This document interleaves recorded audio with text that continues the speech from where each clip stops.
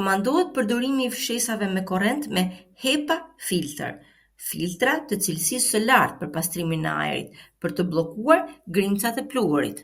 Por edhe nëse fshesa juaj me korrent nuk ka HEPA filter, s'ka problem.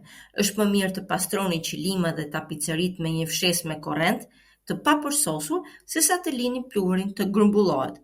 Gjithashtu sugjerohet zbrazja koshit të pluhurit të fshesës jashtë direkt në koshin e plerave, për të zvogëluar ekspozimin ndaj errësisë së pluhurit që shpesh fryhet ndërsa ju e zbrazni ata. Përdorni një pastrues ajri për të ulur grumbullimin e pluhurit. Një pastrues ajri mund të ndihmojë gjithashtu në uljen e reaksioneve alergjike që shkakton pluhuri, duke filtruar alergjenet e ajrit, porët e mykut, polenin, bakteret dhe tymin.